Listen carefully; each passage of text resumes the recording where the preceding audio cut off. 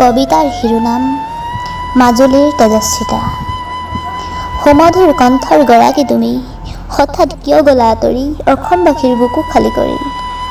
পাহৰিব নোৱাৰো আজীৱন আমি এই তেজস্বিতা, কিয় গুচি গলা তুমি।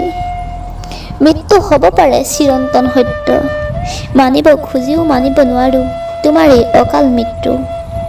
এই তেজস্বিতা, তুমি অবিহনে উকা উকা হৈ আছে বিদ্যালয়ৰ পাতসভা, নিস্তব্ধ হৈ আছে মাজুলীৰ ইপাৰ সিপাৰ।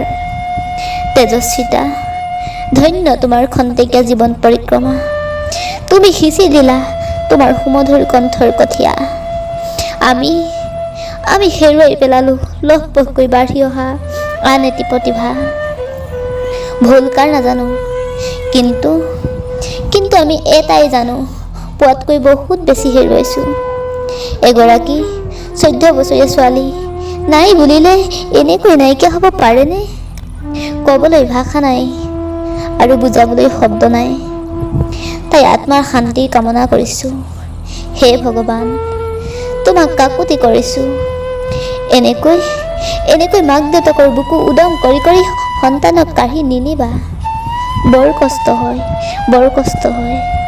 এই তেজস্বিতা, তোমাক কোনেও নাপাহৰে, পাহৰিব খুজিও পাহৰিব নোৱাৰে তোমাৰ সুমধুৰ কণ্ঠক, তোমাৰ নৃত্যক। তুমি আজীৱন ৰৈ গলা প্ৰতি অসমীয়াৰ বুকুৱে বুকুৱে। তুমি আকৌ আহিবা দেই, তোমাৰ মৰহি যোৱা সপোনবোৰ পূৰাবলৈ তুমি আকৌ আহিবা দেই, এক শক্তিশালী ৰূপত আন এক তেজস্বিতা হৈ, কোনো মৃত্যুৱে স্পৰ্শ কৰিব নোৱাৰাকৈ। তুমি আহিবা দেই। ধন্যবাদ।